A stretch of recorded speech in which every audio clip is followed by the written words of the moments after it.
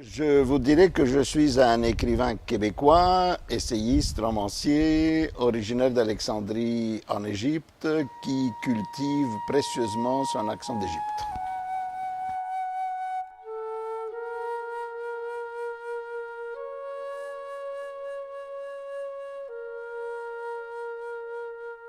Je suis arrivé en plein été, au mois de juillet 1963. On est arrivé par bateau, le Homérique de la ligne Cunard, si mes souvenirs sont bons. Et mon Dieu, je découvrais vraiment un autre monde. Montréal, évidemment, c'était l'Amérique du Nord, peut-être même l'Amérique tout court. Je me souviens que les premières personnes que j'ai vues dans les rues me faisaient penser à James Dean, la façon dont ils étaient coiffés. Également les filles, comment elles étaient habillées, ça me rappelait vraiment des comic books que je lisais aussi bien à Alexandrie qu'en France. J'avais 18 ans, par rapport à Paris, il y avait des petites choses qui n'étaient pas nécessairement les mêmes. Les filles ne se laissaient pas draguer aussi facilement qu'à Paris dans les années, début des années 60, autour de 62-63. C'était ce qu'on a appelé la révolution tranquille. Tout était en train de changer au Québec. Le moment marquant à Montréal, pour moi, c'est l'année 1967 et plus particulièrement l'exposition universelle de 1967 qui a eu lieu à Montréal. Il y avait un changement radical par rapport à la façon dont on vivait au Québec avant ça. Je trouve qu'en 67, le monde entier se retrouvait à Montréal. Je dirais qu'en tant qu'écrivain, la fameuse déclaration de De Gaulle sur le balcon de l'Hôtel de Ville de Montréal, où il a déclaré « Vive le Québec libre », a été pour moi vraiment un grand tournant en tant qu'auteur, en tant qu'intellectuel. Pour une raison très simple, c'est que je suis d'ailleurs toujours un petit peu ému quand je pense à cette période-là, parce que De Gaulle reconnaissait la nation francophone en Amérique du Nord. Il les appelait les Français du Canada, mais il s'agissait évidemment des Canadiens de langue française et particulièrement des Québécois. Ce n'était pas évidemment sa première visite à Montréal, mais c'était celle qui a eu le plus de bruit sur le plan international. Ça a eu une répercussion immédiate sur les mentalités. C'est pour ça que c'est un moment que je trouve qui est marquant, aussi bien pour moi en tant qu'intellectuel que pour le Québec dans son ensemble, ce qui s'est passé en juillet 1967. Ah mon Dieu, il y a des belles femmes à Montréal. Je pense que c'est les plus belles femmes du monde qui sont à Montréal. Oui, ah oui, il y a ce mélange de cultures, des langues. Mon Dieu, personnellement, je ne pense pas qu'il y ait de femmes plus belles que celles qui vivent à Montréal. C'est un avis c'est un préjugé personnel que j'ai. Par ailleurs, ce qu'il y a de plus précieux à Montréal, c'est que je pense que nous avons une liberté qui flotte dans l'air. Par exemple, ce sens de la liberté fait qu'on peut se promener en sandales et en short, évidemment en été, pas en hiver. Sur la rue Sainte-Catherine, je ne verrai jamais quelqu'un habillé en short et en sandales, une femme ou un homme, sur les Champs-Élysées à Paris, par exemple. Vous voyez? Alors je pense qu'il y a quelque chose de relax, quelque chose de vraiment libre. Il y a quelque chose qui touche à la liberté qui fait qu'on se sent bien ici. Aussi, une chose qui est un peu anecdotique, mais quand je suis venu à Montréal, je trouvais que c'était incroyable combien d'espaces verts il existait ici. Il y avait des parcs partout. À chaque coin de rue, il y avait des parcs. Et pourtant, des gens se plaignaient qu'il n'y avait pas assez d'espaces verts. Alors que moi, je venais de Paris, et je me souviens qu'à Paris, c'était, à part évidemment le jardin du Luxembourg, les Tuileries, etc., ces grands palais, les parcs de quartier, ils étaient toujours enfermés dans des clôtures et ils étaient tout gris. Alors vous voyez la différence, c'est ça Montréal finalement, c'est ça qu'il y a de plus précieux à Montréal, la liberté, l'air en fait qu'on respire, on se sent respirer, il y a de l'espace ici. Je pense que c'est assez unique par rapport à Montréal.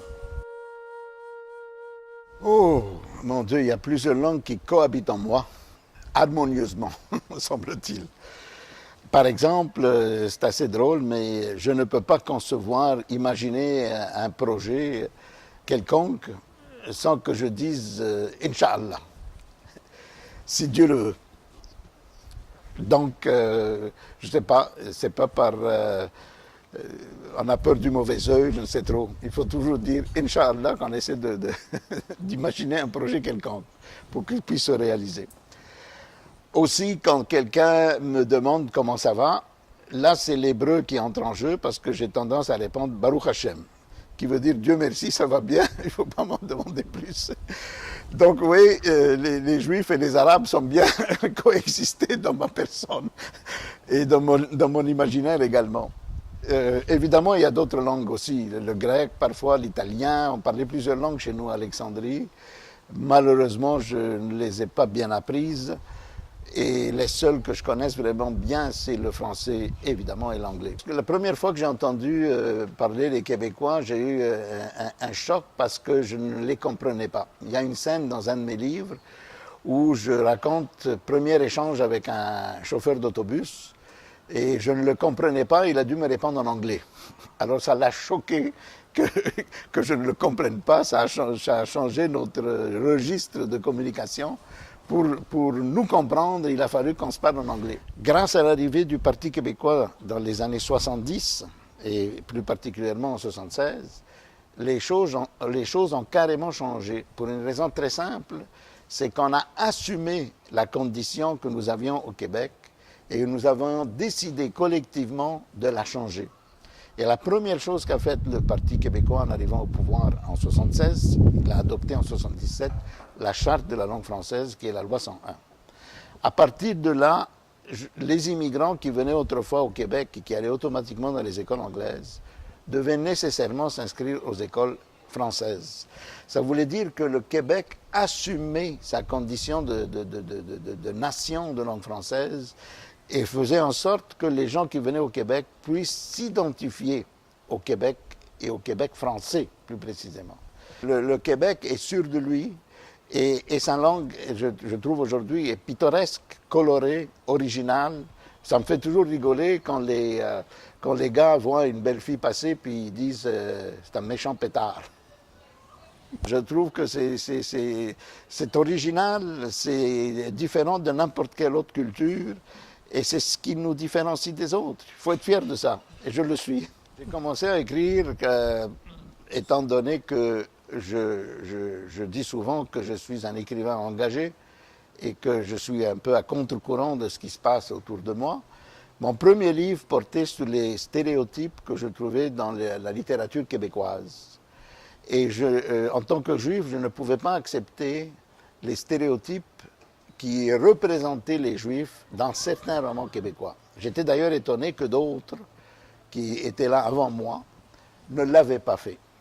Et par conséquent, pour moi, ça a été très important de publier ce premier essai, qui s'intitule « Mythes et images du Juif au Québec », qui permettait de remettre en question et même de dénoncer cet stéréotype qui se retrouvait dans les plus grands classiques de la littérature francophone québécoise.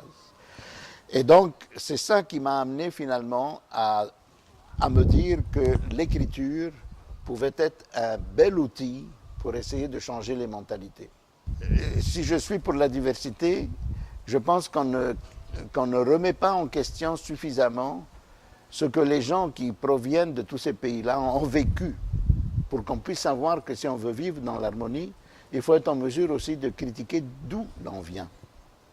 Et que par conséquent, si on est vraiment intéressé par le pays qui nous a accueillis, il faut être en mesure de comprendre ce que le pays qui nous a accueillis a réalisé.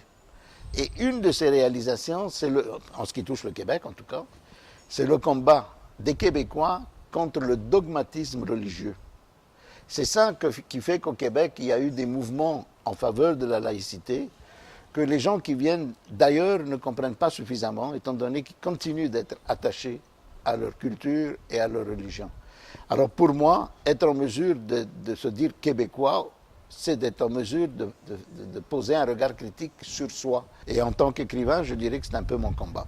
Les communautés culturelles à Montréal et au Québec, je pense, il y a un grand respect de la part tout d'abord de la majorité québécoise francophone à l'égard de toutes les communautés culturelles. que ça montre comment les Québécois sont ouverts, accueillants, généreux et même, comment dirais-je, ils sont très très affectueux par rapport à tous ces gens qui viennent de l'étranger. Ils les admirent d'une certaine manière, je dirais.